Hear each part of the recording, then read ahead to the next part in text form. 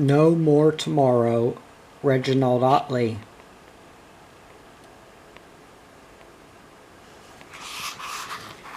Chapter 1.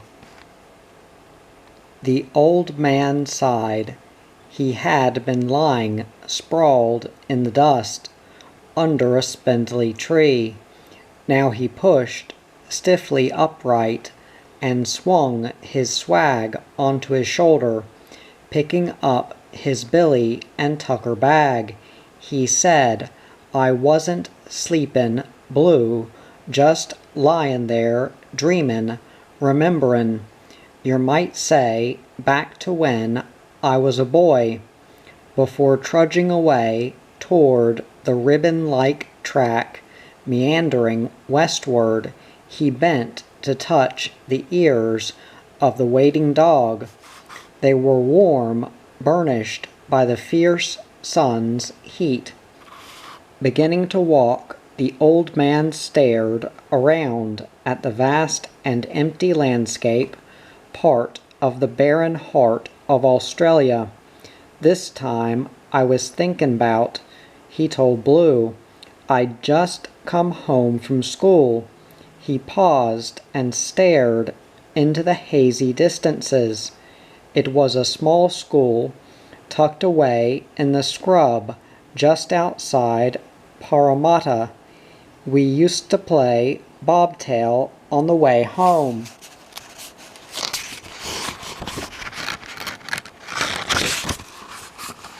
Pretendin' we was rabbits, with a mob of cockies behind us, blazin' away with their guns. He chuckled and wiped the gummed dust from his mouth. The heat seemed to be biting down through his old battered hat. And this day, when I reaches home, I hears a scream, a terrible one, full of fear and despair. You know, Blue, the kind a mother makes when there's trouble, real trouble. The old man spoke slowly, lingering over every word. His bloodshot eyes gazed as if seeing a vivid picture. Them last few yards seemed like a mile. I ran 'em and felt my legs splay wide like a hamstrung horse. My mother was in the backyard, where she'd just reached the well. Her hands were clawing at the windlass, but she couldn't free the handle. Its retaining pin was jammed too firmly in its hole. The old man sighed, caught up in the memory. "I ran, Blue, so help me I ran." And Mother screamed, "It's Jenny. She's fallen down the well. She's drownin', boy. Oh God, she's drownin'. Help me get this windlass free so I can go down." The old man shuddered. That was a terrible well, Blue, one of the old slab-sided kind, slab walls right the way down, and the cracks between the slab timbers were crawlin' with redbacks. You know 'em, Blue, the deadliest spider in the whole of this country. Small, but you're dead within hours, unless you're lucky, like havin' someone around who knows a thing or two. Mum stopped her screamin', and we heard Jenny down below, strugglin' in the water. She was only 4, or thereabouts. Twice she whimpered, "Mummy, mummy."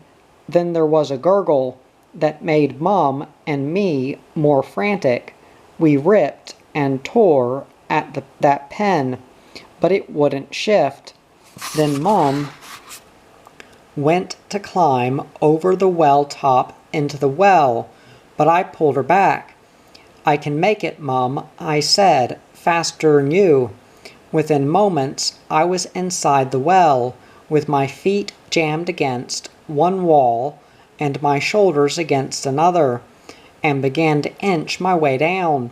Those old walls were rough, blue, and they took the skin off my back. But I didn't notice.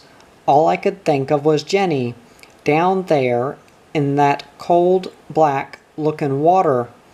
Halfway down, I felt a searing pain stab up from my hand. I'd pressed it against the red back, and he'd nipped me before I'd squashed him. Believe me, Blue, I can feel it now. Slowly, the old man rubbed his hand, attuning the movement to the slow, rhythmic plod of his feet. It was like fire stabbing down inside your skin, and a pullin', grindin' pain that tightened your muscles. Yet I made that arm work, Blue, and I finally reached the water. Jenny was floatin', with her head under water, as if she was dead. But I shouted, "I've got her, Mum. If you can get that bucket down." Mum sobbed and said, "Thank God, keep hold of her, boy, while I get a hammer." Then she shouted, "Your dad's comin', thank God again, just hold her. That's all you have to do, just hold her." I nursed Jenny while I listened. There was a numbness in me by then, Blue as well as the pain. The whole well seemed filled with a throbbing, numbing tightness that pressed against my head. Looking up, I saw my father wrench the pen from its socket. He was a blacksmith, with arms like cabled steel. When I lowered the bucket, he shouted, "Stand in it on one foot. Keep your sister pressed against the rope with both arms." I didn't answer. Blue, I couldn't. The tears were choking me because I thought Jenny was dead. Besides, my mouth was stiff and wouldn't open. The old man sighed, scuffing his feet in the dust. Blue padded behind, content to listen and feel the nearness of the old man.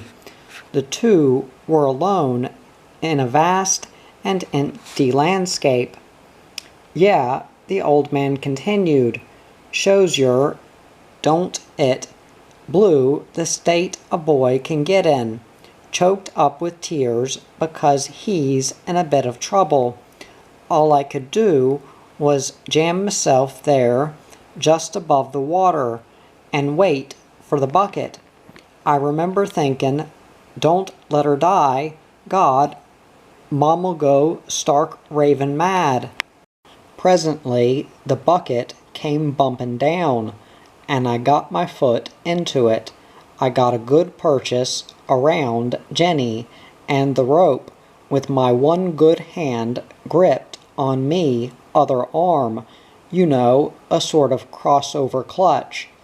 For a moment the old man paused his slow, rhythmic walking to show Blue how he had crossed his arms.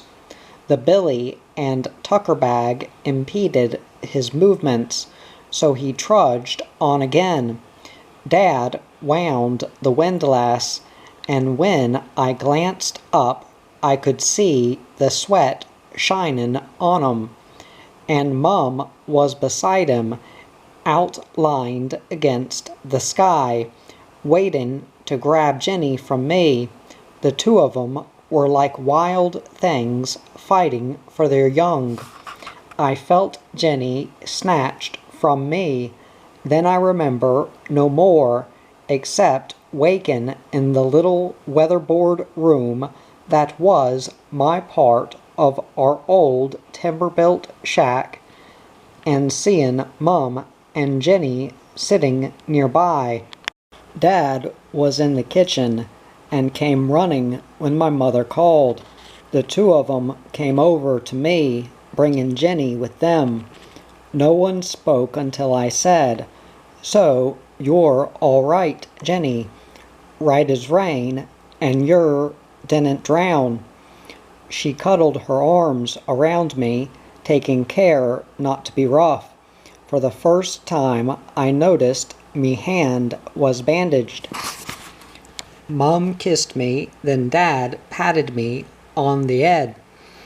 "You're a good 'un son," he said. "One of the best. They don't come any better. You saved your sister and me, and your mum can never pay you back for that." There was a lot more, of course, Blue, but it don't matter much. The thing is, it was beautiful lying there listening to 'em. I felt as if I was part of something that would go on, with me riding a great white horse that would lead 'em amongst the clouds on a high craggy mountain. I used to dream a lot when I was a boy, Blue. How they saved me, I've never really known. Must have taken a lot of sweatin' and bleedin'. All I know is that that's how I got this hand. You've seen it, Blue, when I've fed you your tucker. A big slice right off the fleshy part. Me dad did that, but I reckon it saved me. If he hadn't have done it, Blue, and drained out all the poison, I wouldn't be here now, trudging along with you. The thought suddenly brought the old man back from the past, and he stared around vaguely. "Time we was looking for a camp, Blue," he said. "I been doing too much talking." To the south of the track he was following, he could see a clump of ragged trees, the only trees within sight across a vast and desolate plain. "They'll do us, Blue," the old man added. "We should reach 'em soon." Man and dog moved on in the glow of the sinking sun. There was a closeness between them that merged them into one. Nearing the trees, the old man stumbled. Blue looked up as if questioning, but the old man whispered, "I'm right, Blue. Just missed me step, that's all." Reaching the trees, the old man set the billy and tucker bag on a log. Easing the swag from his shoulders, he dropped it to the ground. "This'll do us, Blue," he said, and began gathering sticks. Blue watched for a moment, then padded away. When he returned, a fire was blazing. The old man was bent over, frying meat in a pan. Nearby was some tea, sugar, and a small piece of damper propped against the billy.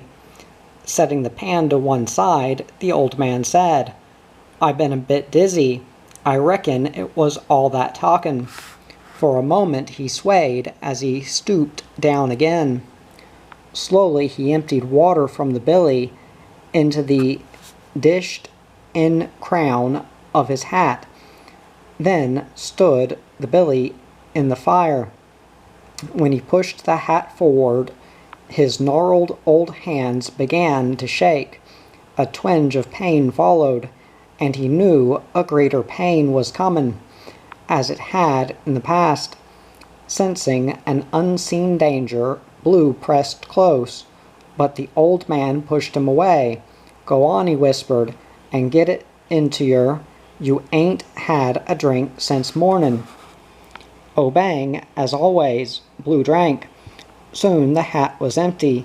He licked the last drop from the brim, then crept to the fire.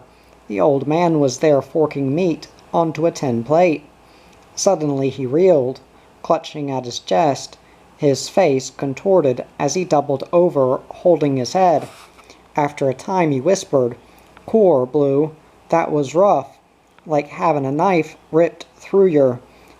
Like the time, you remember, when I nearly fell in the fire."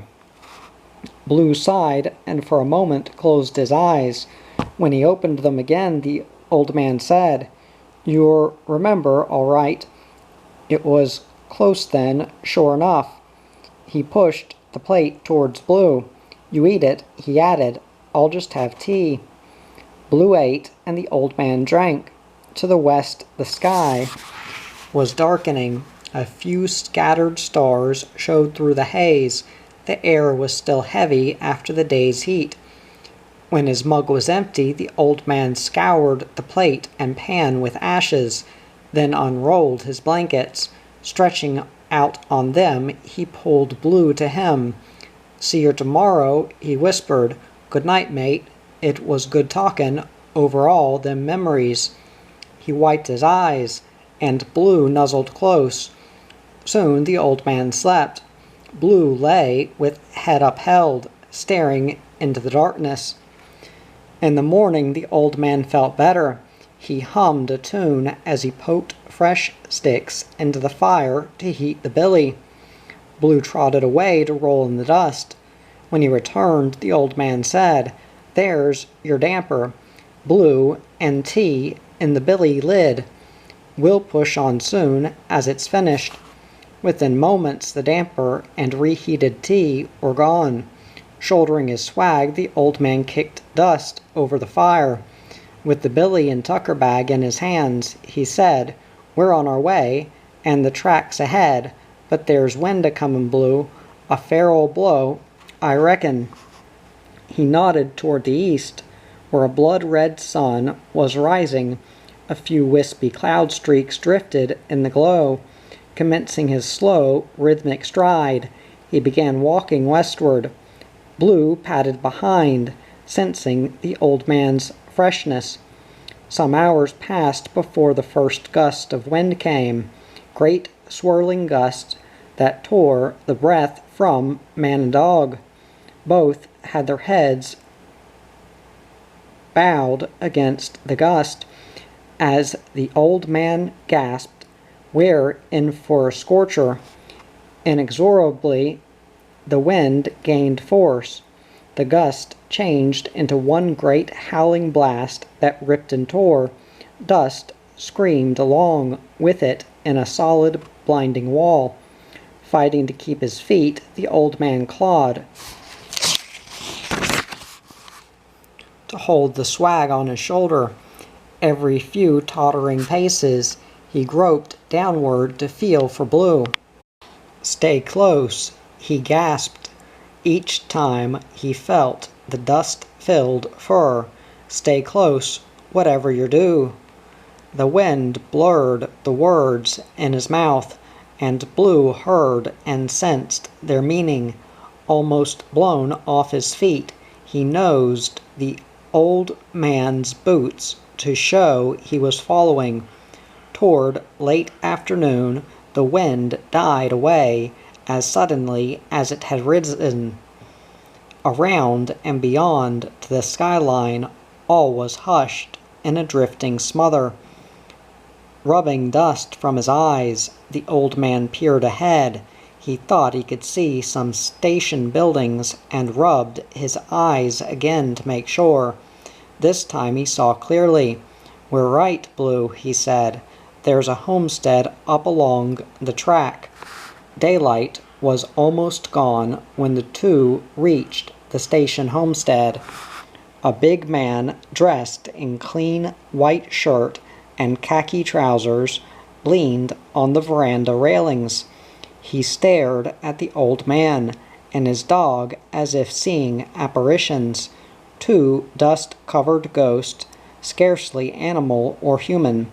The reddish glow of the half-light added to the unreality. At last the man said, "Well, I've seen all sorts come in along that track." He gestured in the direction the old man and Blue had come. "But you two beat 'em all. The blow smothered yer, by the look of it." The old man set down his swag. Blue crouched near, staring at the man on the veranda.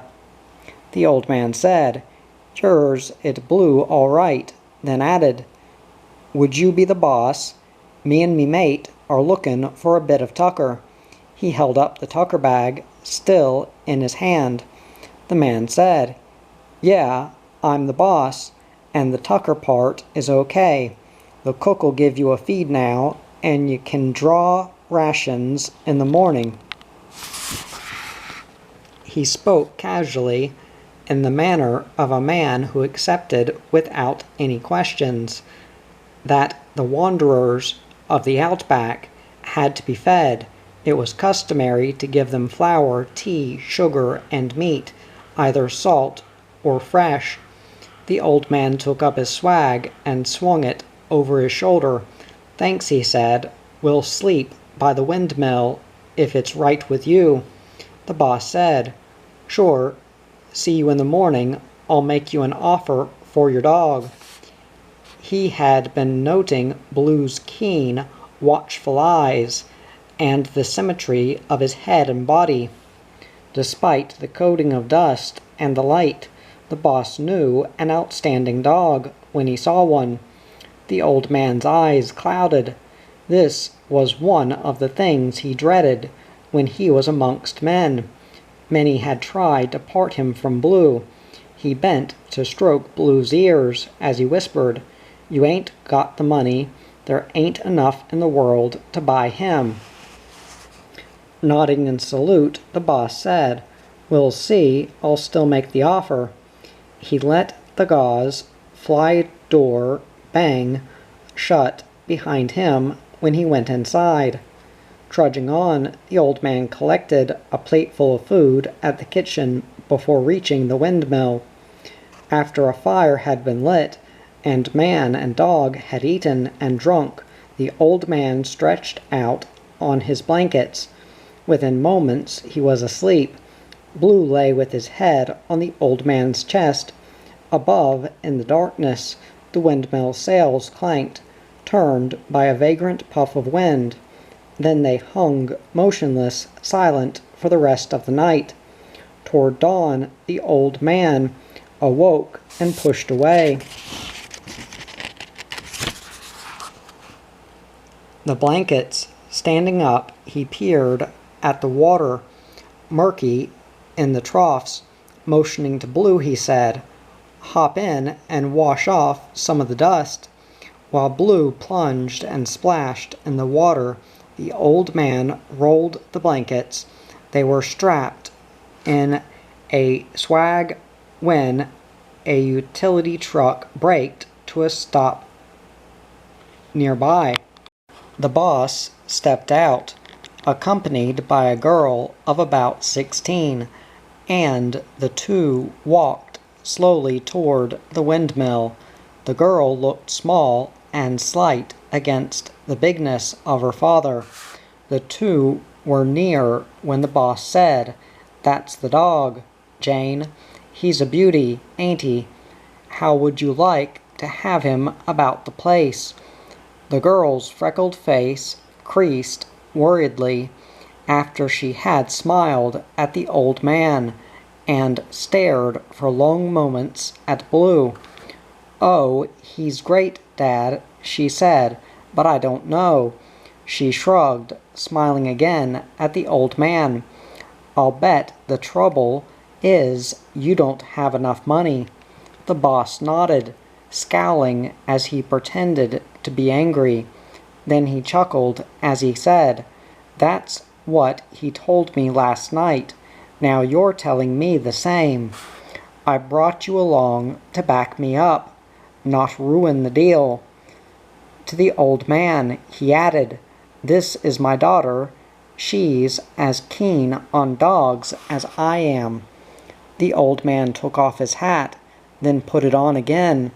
Blue crouched by his side, staring up at the girl and her father. There was a silence until the old man said, "I can see that," and a sudden dazed, questioning look came into his bloodshot eyes as he added, "She reminds me of someone I was telling Blue about, someone I reckon would have grown up to be just like her." He gestured vaguely, peering beyond the boss and his daughter to some far-off goal only he could see. The boss cleared his throat before he said, "Well now, fancy that. I've always reckoned that Jane was the only one of her kind." He put an arm across Jane's shoulders as he added, "But to get back to your dog, I said I'd make you an offer, and I will, 50 quid, and I'll write out the check. Now," he slid his arm down to fumble in his pocket.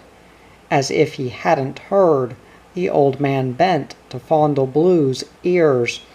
They were still wet, and the old man smoothed them with his hands. Jane said, "We'd love to have him, and we'd give him a wonderful home." She spoke wistfully, knowing that what she asked was impossible. The hands fondling the dog's ears showed that. Her father made a last effort. "I'll give you 50 quid and book you in for a fortnight at the best pub in Wiruna. It'll give you a chance to rest and buy up a few things, shirts, trousers, and a bit of new gear." He stepped forward to emphasize more fully that what he was offering was a big price. Blue snarled and crouched, ready to leap. His teeth gleamed as he bared them fiercely. "You see," the old man whispered, "it ain't no use. Not with 'em or me. Now we'll both push on." He swung the swag to his shoulder. With the bag and Billy in his hands, he trudged away to the track, winding ribbon-like into the distance. Blue followed, head close to the old man's heels. Jane felt her throat fill. There was a sadness about the old man and his dog that hurt her. "It's silly," she said, "but I feel like crying." "Why, Dad? Why? What makes a man so heartbreakingly lonely?" Her father patted her arm, and they walked toward the truck. "Don't ask me," he said. "Men like him never talk." Except to their dogs. And their dogs are the only ones who'll ever know. Then he raised his voice to shout, "Hey, don't forget your rations. It's a few days' walk before you reach another station." The old man paused, hesitating in mid-stride, before he swung around again to head for the station's door. A group of mounted stockmen, just leaving the nearby horse yards, glanced at the old man, then more closely at Blue. Seen in the early morning sunlight, he was magnificent. His body had the ripple of strength under its covering of bluish fur. One of the stockmen raised his whip to point out to his mates the quality of Blue's head. Suddenly, the several dogs trotting behind the group leaped forward. In an avalanche of claws and snarling jaws, they closed in on Blue. Within seconds, he was rolling on the ground, fighting for his life. Shocked by fear for Blue, the old man stumbled numbly. Then, fresh strength seemed to flow back into his body. Beating about him with the billy, he forced his way through the savagely fighting dogs to stand astride Blue. Given the chance, Blue regained his feet. Whirling around the old man's legs, Blue fought with redoubled strength to beat back the pack. A big red dog, missing Blue by a fraction, tore a hole in the leg of the old man's trousers. Another dog, howling as Blue bit its ear, savaged the old man's exposed ankle. This sent Blue berserk, ripping, snarling, whirling his body in a series of violent leaps. He drove the dogs from the old man's legs. By then the stockmen had spurred their horses close, After flogging their dogs with stock whips, they rode away. The cowed dogs followed. One of the men shouted, "I'll buy your dog if you like," but the others laughed and urged their horses into a canter. Soon they were all gone from sight behind some station buildings. In the distance, well beyond the windmill, the utility truck feathered a cloud of dust. The boss and his daughter had driven away before the fight commenced, and were unaware of its occurrence. The old man sighed. His ankle ached where the dog had bitten, and he saw that Blue was bloody in several places. Yet there was a proudness in the way he carried his tail. "Where we are headin'," the old man said, "you won't get none of that," and his withered face seemed to soften as he strode on toward the store. Afterward, with a few meager rations stowed in the tucker bag, and carrying a lump of boiled salt beef in his hand, he headed toward the westward track. Blue padded behind, head close to the old man's heels. Toward noon, the old man faltered, close to a stunted she-oak. Its shaggy limbs held no shade, but there were some sticks on the ground. As the old man built a fire, he noticed that to the northward the sky was darkening. Great swirls of tumbling clouds were rolling on the horizon. Brilliant spears of light flashed and quavered. "There'll be a flood there for sure," he told Blue, "but only over a small area. I reckon we'll miss it."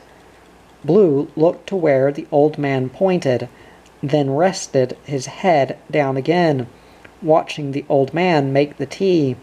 Neither man nor dog ate. When the billy was empty, they moved on. "We'll make night camp early," the old man said, "if we can find water." His ankle ached, and he looked forward to the night. He had the thought, too, that the storm might swing and lash across the route he and Blue were traveling. He was wrong. The storm stayed black and awesome.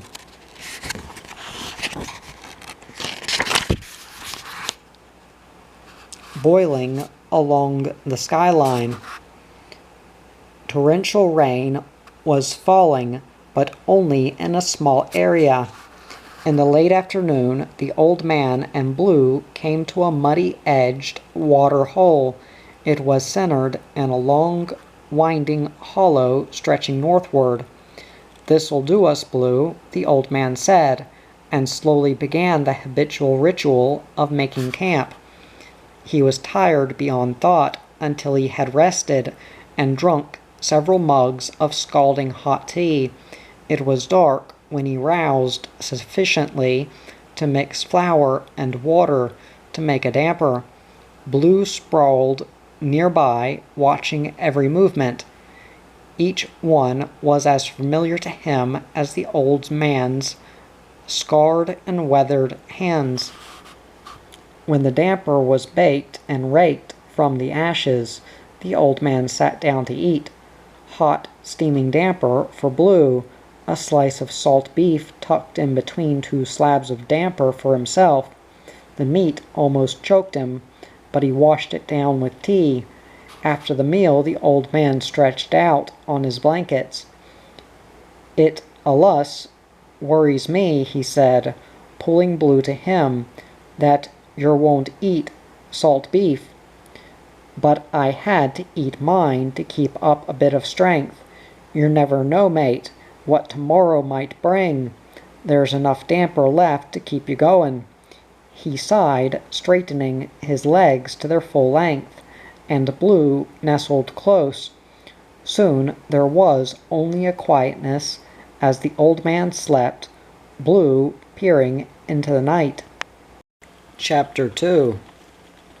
The stars were waning when Blue growled low in his throat. Urgently he tried to nuzzle the old man awake, But the old man lay unmoving, sunk in a death-like sleep. Slowly and carefully, Blue clamped his powerful jaws on the old man's shoulder and pulled until the ragged shirt tore. As if not able to believe it, the old man awoke and stared incredulously at Blue. For long moments, man and dog peered at each other in the reddish fire glow. Then the old man whispered, "So help me, what's the matter? By the look of you've gone stone-starin' mad." Yet he smoothed Blue's bristling neck, and Blue growled again. Struggling upright, the man pulled on his boots before throwing more sticks onto the fire. As the flames flared high, he glanced to beyond the flickering light. There was no sound, no movement, only the quiet bush silence.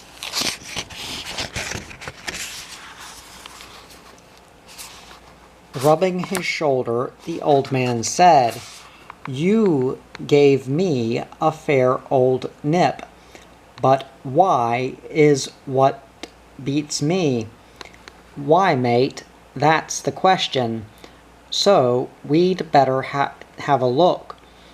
Picking up a solid stick, he added, "Go on, mate, lead the way. I'm right behind yer." Close together, man and dog moved from the firelight into the darkness. It was some moments before the old man's sight adjusted to the change. When it did, he sensed, rather than saw, that Blue was leading him northward along the narrow hollow.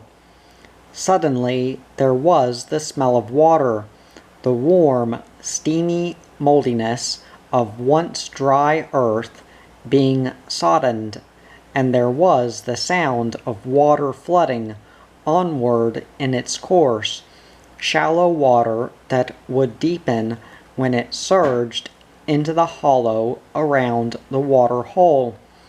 Numbed, the old man sagged and almost fell as he turned. "Come on, Blue," he whispered hoarsely. "There ain't much time."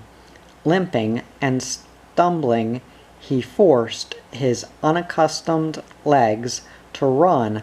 Reaching the fire, he tossed all his belongings on top of the blankets and rolled them into a ball. Slinging it over his shoulder, he stumbled again into a run as he gasped, "Up that slope, Blue, till we're out of this hollow. We ought to be clear then to take a breather." Sobbing for breath, he pounded on until he sprawled headlong, clear of the deepest course of the water. He closed his eyes. When he opened them, Blue was peering down. Wearily, the old man struggled up again as he said, "My old legs buckled. I'm right, Blue, so we'd best push on." To the east, a gray light spread along the horizon. Able to see more clearly, the old man glanced back along the way they had come. Where the waterhole had been was now a swirling flush of water 30 yards wide. "I'd have drowned," the old man whispered, "but you saved me," and tears were in his eyes when he added, "Thanks, Blue, thanks a lot." Then the two stood together, watching the hollow fill with dark, swirling water. "Yeah," the old man said, as Blue nuzzled his hand, "that storm yesterday was a cloud burst. The ground's too dry to soak up the water, so it's swilling away. You won't see a drop in a day or two." He rolled the blankets into a swag, then eased it onto his shoulders. With the billy and tucker bag in his hands, he began to trudge away. Blue followed, head close to the old man's battered boots. Gradually daylight came, and the track showed ahead. Soon it was underfoot, stretching in two long, ribbon-like ruts. In his haste to leave the water hole, the old man had forgotten to fill the billy. It hung empty in his hand, yet he made no attempt to turn back. Once he started to walk, he kept his gaze fixed on the far western skyline. In his mind was the obsession that somewhere, in a great flaring sunset, was a home for himself and Blue, one where they could live without fear and hurt. As he trudged, he remembered that Jane and her father had offered to buy Blue. The girl had said, "We'd give him a wonderful home." The memory made the old man glance down. Blue was behind, padding quietly. His tail swished as he glanced up at the old man's face. "Cellular," the old man whispered. "Judas did that, and look where it got him. You and me'll go on forever." As if a load had been taken from his shoulders, he trudged on. It was past noon when he shaded his eyes. Ahead, by the side of the track, he could see the slow whirl of a windmill, sails glinting in the sun. Below them were two great water storage tanks and two long watering troughs. Around the troughs and tanks was a great herd of cattle shepherded by drovers. To the northward was a grazing mob of horses and a canvas-hooded wagonette. The old man straightened. Though there was still a mile or more to travel before reaching the herd, he decided to swing to the north and come in behind the wagonette. Cattle bred on the big outback stations are not used to men on foot. "If they see us," he told Blue, threading his way between a few scrubby trees, "they'll bolt for the skyline with the drovers after 'em." He chuckled briefly, remembering his own days as a drover, the excitement of a bawling herd crashing headlong in wild, stampeding panic. For a few moments he walked upright, rocking to the sway of a horse. Then he slumped again, habituated now to the slow, rolling gait of a swagman. Since running from the hollow in the early morning, he had lost the soreness in his ankle that had made him limp. When the old man and Blue reached the wagonette, a cook was bent over a fire frying steaks. Several other men squatted nearby eating. A big, leathery-faced man sat to one side of an upended box. Near the shafts of the wagonette, the old man set down his swag, tucker bag, and billy. Blue sprawled close to them, head on paws, as he watched the old man. After wiping the sweat from his face, the old man said, "Hot, ain't it?" and stared over the heads of the drovers to the cattle and wide, empty skyline that spread beyond. "We could do with a drink if you've got some to spare." Without looking around, the leathery-faced man said, "There's tea in the billies and a steak when the cook gets one ready." I've been waitin' for the last half hour, and still haven't got one." The cook grinned, chuckling as he scooped a steak from the pan. Putting it on a tin plate, he said, "Stop moanin', boss. There wouldn't be any steak if that bullock hadn't broken its leg." After pouring gravy over the meat, he passed the plate to the leathery-faced man. One of the other men said, "Don't push your luck, Frank. He's flattened blokes for less." The leathery-faced man neither answered the cook, nor shifted his gaze from the distant cattle. There was a quietness about him that was foreboding. Presently the cook gave the old man a steak and said, "Help yourself to damper and a splash of sauce. Like the boss said, there's tea in the billies." He jerked a thumb toward the fire, then turned away. He had other steaks to fry for the men with the cattle. They would ride into camp as soon as the men who were now eating had ridden out to relieve them. Squatting down, the old man cut the steak in two. He was passing a half to Blue when the cook glanced around. His mouth sagged as he stared in disbelief. Blue was just reaching out to take the meat from the fork. Raging, the cook shouted, "Hey, I don't cook for no flamin' dog. You give it to 'em, and I'll brain you." He lashed out with his stick to knock the meat from the fork, but Blue moved faster, headlong into a flying leap. He snatched the stick in his jaws and wrenched it from the cook. The cook swore and grabbed an axe. Had he raised it, ready to smash down, when the leathery-faced man erupted. Swinging a rock-hard fist, he knocked the cook sprawling.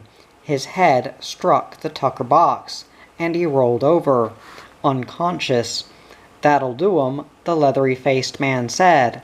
Turning to the old man, he added, "If I was you, I'd move on. Take a drink of tea and the tucker with you." He jerked a thumb, first toward the food, then to the cook, on the ground. "If he wakes up, and I'm with the cattle, anything might happen." One of the other men, preparing to mount his horse, said, "Yeah, he might clout you or your dog with an axe, and we wouldn't want that."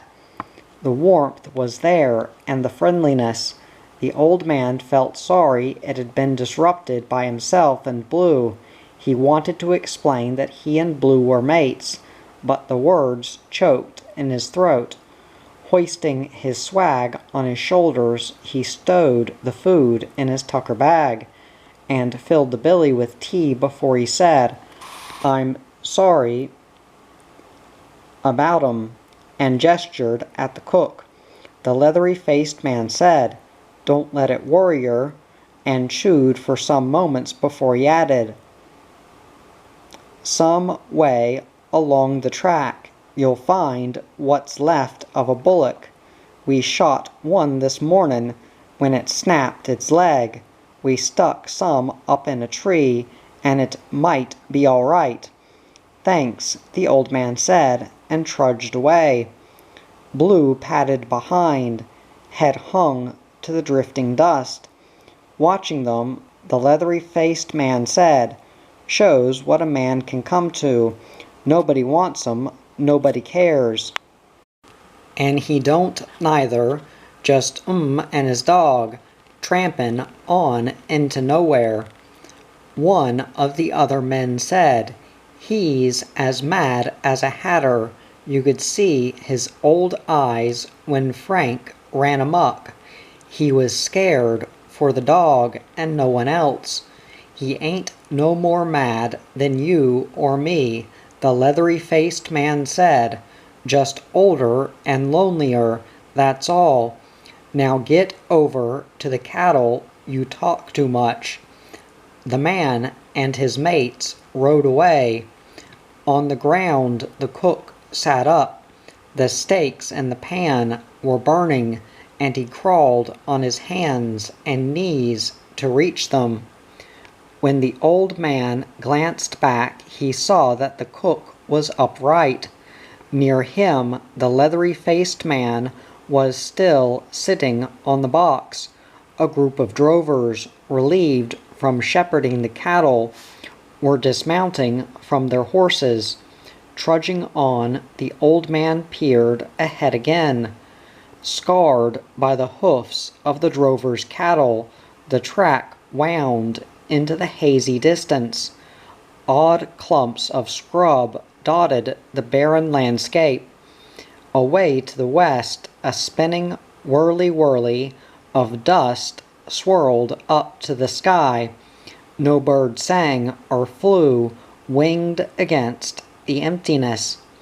In all that great quietness, there was only the soft scuffle of the old man and Blue, trudging in the dust. After an hour's slow traveling, they reached a gravelly gully. An overhanging bank made a slight patch of shade, and the old man headed for it. "This'll do us, Blue," he said, setting down the billy and tucker bag. "We'll have an hour or so, then push on." His shoulders straightened when he freed them of the swag. Squatting down, he tipped half the cold tea into his dished-in hat for Blue. Then the two ate contentedly, watching each other as they gulped or chewed. Afterward, the old man dozed. Sprawled nearby, Blue watched and waited, peering intently at the old man's face. It had seemed stony look in the harsh sunlight. Presently the old man opened his eyes and stared vaguely around. Seeing Blue, he whispered, "I was thinking about you and me just comin' over a hill to where it was all green, and the sun flared brightly. The grass brushed our feet, and the water lapped on sand. You could see it, Blue, glintin' in the sun. And suddenly you know who was there." He looked at Blue as if waiting for an answer, but Blue lay in quietness, content to hear the old man talk. "A girl and a feller I knew years ago. I met 'em when I was ridin' along the edge of the one tree. That's a great plain, Blue, 90 miles across, with only one tree stump right in the middle of it. A one and only tree that some wandering drover chopped down for firewood." The old man reached for the billy and drained the last of the tea. Blue rested, head on paws. These two had taken up a selection right on the edge of the one tree. Ella was the girl's name. Judd was the name of the feller. When I first rode up to their shack, Ella was standing behind a window, peering out at me. Judd was in the rickety set of horse yards, putting a set of work harness on a big raw-boned colt. As a sideline to trying to grow wheat, he broke in horses to plow and scoop for other cockies. Just as I starts to swing down from my horse, the big colt reared and came down bucking and squealing. He knocked Judd flyin', then crashed headlong into the rails, snapping them clean, shedding bits of harness. He started to bolt across Judd's as yet unfenced wheat lands, but I took after him. My horse was a good 'un, and within minutes he was up alongside that colt, and I was hangin' from the saddle. I reached over and grabbed the colt's halter, and before he knew where I was out of the saddle onto his big jolting back. Caught up in the memory, the old man chuckled. For a moment the memory of that great pounding horse vibrated through him, and he swayed as if balancing to the rhythm. I was good in those days, Blue. There wasn't anything with skin or hair that could toss me. I fought that colt without bit and saddle, and finally got him back to the yards. Judd stood waitin', and Ella came back from the shack to stand nearby. Judd took the colt and tied him securely to a bag of sand, then asked me inside for a drink of tea. The shack was rough, boards nailed onto ad-squared timbers, and a corrugated iron roof. You could see the sky at the end of a long hot day when all the timber had shrunk and the iron contracted. The furniture, too, was only packing cases, and straw was poking out from under the blankets on the bed. I say bed, but it was just a plank frame nailed crosswise in the corner. While Judd and me drank, Ella just sat. She looked haunted, Blue, haunted and drained by the heat and loneliness. There was a deep darkness in her eyes that worried me. I wanted to pat her, Blue, the way a man would lay his hand on you. Reaching out, the old man's hands were gentle as they smoothed Blue's ears. Well, Judd told me about the battle. They were having to make a go of wheat. No more than a few bushels harvested in the 3 years they'd been there. Rain either came too soon or too late, or not at all. The soil was light and scoured away in the winds that blew across the one tree. All we want, Judd told me, is one good season with rain at the right time to sprout the seed, and sun at the right time to ripen the grain. It ain't much to ask, is it? He said. While he was talking, his dark, dusty face seemed to light from within. There was a kind of madness in the way he stared at me over the packing case table. I noticed, too, that tears began to slide down Ella's cheeks, and she got up and went outside. Judd watched her go before he said, "She's feelin' it bad. Sometimes she won't talk for days on end, just sits and stares at me when I come in." "It's the loneliness," I said, "and the sun on the roof. It eats at a man, so what chance has a woman?" "It does too, Blue. I used to feel it gettin' at me, but it don't now, not any more."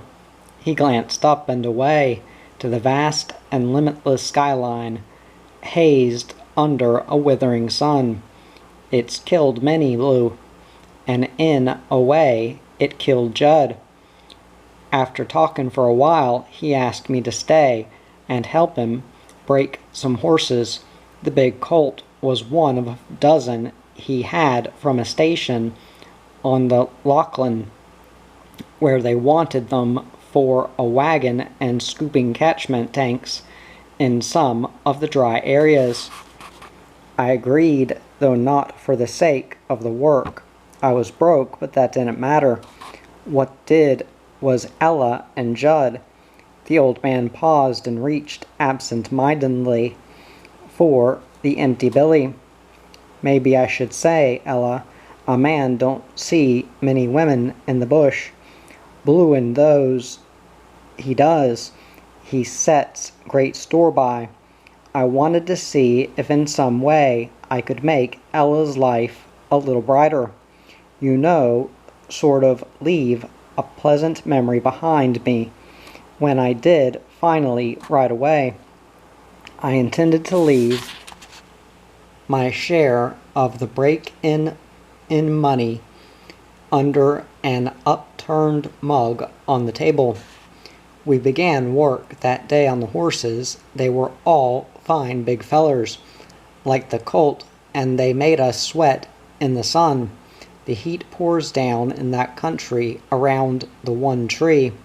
Within a week, me and Judd had 6 of the nags well on the way. The 7th came into the yard on a Sunday morning. We knew it was because Ella told us at breakfast. "It's Sunday," she said. "You ought to take the day off. Maybe we could go somewhere for a drive in the sulky." I remember the boiled eggs she tipped into a bowl for our breakfast. There was about 2 dozen, I reckoned, all tipped in a heap. That's one thing Ella and Judd did have aplenty, a big flock of scraggy chickens that laid well. The old man paused, struggling to keep the memory intact. They were good eggs, too, plenty of flavor. The hens fed mostly on grasshoppers that came across in swarms. Anyway, Judd said we couldn't spare the time. Once the dozen horses were broken, would be plenty of time to take a day off. As we walked over to the horse yards, he said, "The 7th colt on the 7th day. I reckon we might be lucky. Maybe he'll be a good 'un." But the colt was the reverse, one of those big station-bred horses that never give in. They'd die first. This one fought when we tossed a rope on him, and it took us till noon to get him harnessed. You don't mouth a team horse like you would a saddle horse, but just get him used to obeying your voice. The old man cleared his throat, and Blue stared attentively. His ears twitched as the old man continued. We left the colt in the yards while we went to the shack for dinner. Ella was waitin' in her usual quiet, choked-up kind of way, and she never said a word as me and Judd washed in the basin outside the door. We were sitting down at the table with plates of salt mutton and pumpkin in front of us when Ella suddenly said, "If you go out this afternoon, Judd, you'll be killed. I saw it this morning, as plain as anything." She pushed away her plate and stood up. There was a wild, haunted look in her eyes that frightened me. Judd stared at her, then at me, before he said, "You don't give a man a chance. Ain't it enough that I'm out there every day trying to knock this place into shape? Just another year or 2, Ella, that's all I want, and we'll be over the hill." Ella began to laugh. It was a terrible laugh that made me want to try and stop her, but she kept on, until at last she said, "Over the hill to where the grass is green, and there's clear, sparkling water." Then she looked straight at me, before she added, "Would you live here forever and ever?" She gestured around at the dry, dusty floor and heat-cracked walls. Her hands suddenly sagged, as if drained of strength by the heat. I said it ain't for me to say one way or another, but I'm with yer about the colt and workin'. I'll go over and set him free while you two finish your dinner." Judd said, "No one's settin' anything free. I want the money for them colts, and I want it quick. It'll give me a chance to get a few extra things, a chair or something for Ella." He looked at her Blue, and you could just see what she meant to him. There was love, mate, real love in his eyes, but she suddenly went mad and threw her plate at his head. The warm, soggy pumpkin and greasy salt mutton slid down his face. Together, him and me stood up and went outside. Ella stayed inside, rocking backwards and forwards on a packing case. We could hear her sobbing while Judd washed the muck from his face. The sun was like a fierce red ball as me and Judd went across to the horse yards. The colt was standin' wild-eyed and tall, with a gray lather of sweat caked on him. I walked him around while Judd harnessed 2 quiet mares. We took 'em all outside the yards and hooked the 3 of 'em to a log, with the colt in the middle. He reared and kicked, landin' his great hoofs on the mares' ribs, but they understood their job. Within moments they had their chains stretched tight and haulin' the log. The colt was forced to go along with 'em, and he gradually settled down. After an hour or 2 the work steadied him. He seemed to be answering the same as the mares to the commands. Judd shouted to them. Pleased, Judd and I wiped the sweat from our faces and sat on the log for a breather. "We'll unhitch the mares," Judd said, "and while you turn 'em loose, I'll give the colt a run on his own. That way he'll be finished completely, and we can start a fresh one tomorrow." I argued, but it wasn't any use. Judd was more than ever determined to get the extra money quickly and buy something for Ella. "Leastways, that's how I reckon." The old man paused again and momentarily stared around.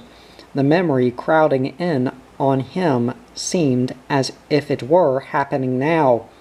We unhooked the mares, and I led them to the yards. Judd stood away from the colt and called, "Here, boy, wedge up," and the colt leaned into his collar well.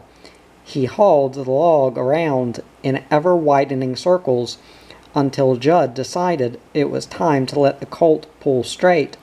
You know how it is, Blue. Swingin' a colt in a circle keeps 'em from bolting. To let 'em go straight is the real test. Judd shouted, "I'll work him about the house so that Ella can take a look," and walked beside the colt, talking to him. They were coming from behind the back of the shack when Ella came to the door. Judd turned to call her. Then the fierce, raw sunlight seemed to turn a bloody red. A whirling, spinning tumbleweed caught in a sudden whirly-whirly of dust slapped against the colt's rump. It reared and came down, bucking and kicking, bolting headlong. It knocked Judd over and dragged the log onto him. Man and log skidded away, dragged behind that maddened, bolting horse. The old man hunched over, closing his eyes. When he opened them, they seemed to have sunk far back in his head. I was powerless, Blue, and couldn't do a thing except run to the nearest draft mare and scramble up on her. But there was no need. That colt dragged Judd and the log on to a corner of a square of plowed land, then kicked itself free, with broken chains and harness flailin' about. It, the colt, came galloping back to the yards. I stripped it, then turned it loose with the mares. There was a terrible ache in me, Blue, and I didn't want to go out onto that plowed land, but I had to. Ella was standing with her hands over her mouth, as if she were turned to stone. I took some empty wheat sacks and covered Judd over. He was lying stretched full length in a furrow of the earth that had, in its way, helped to destroy him. When I went back and asked Ella what she wanted me to do, she said, "Nothing, that's all. Just go and leave me. It was a sorry day for both of us when you rode in along that track." She was staring westward to the endless, dusty plain and the track I'd ridden in on. She'd turned and had her back to where Judd was lying. I tried to reason with her, but all she could say was go, go, go, so finally I saddled my horse and left. I rode to the nearest little town, Carathul, I think it was, about 20 miles from Judd's place.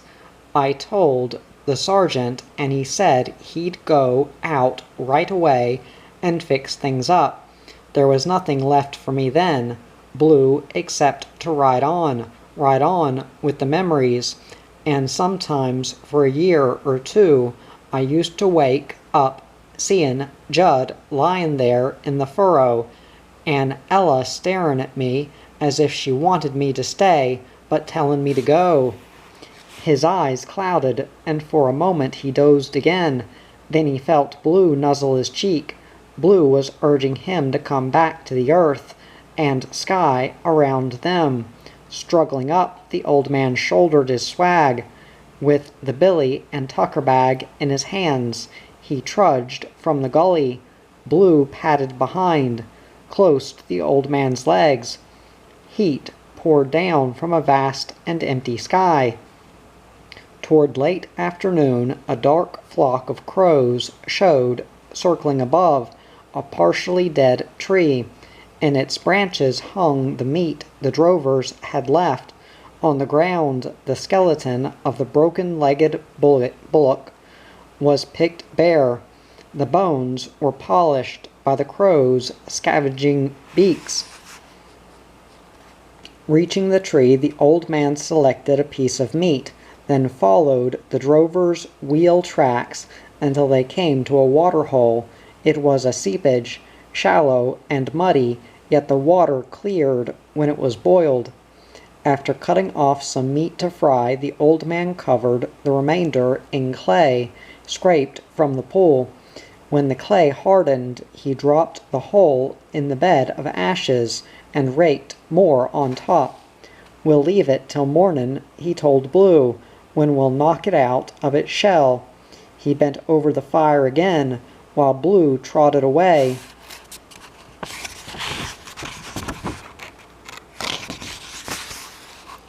To encircle the camp. When he came back, the scent of frying meat was rich in the air. After eating, Blue and the old man crouched, staring into the fire, until at last the old man said, "You can't beat it, Blue, can yer? Just you and me, and no one to bother us. Just you and me waitin' for tomorrow." The faraway gaze came into his eyes as he stared out over the fire. Blue sighed, then rested, head on paws, while the old man unrolled the swag. Afterward, the old man made a damper. When it was baked, he set it to cool, then stretched out on the blankets. He lay staring up at the sky while Blue pressed close. After a time, the old man said, "The day started rough, but it was good seeing Ella and Judd. I ain't thought of them in years." He fondled Blue's ears, then dozed into sleep. A log in the fire crumpled, sending up sparks. They flickered and died, adding to the loneliness.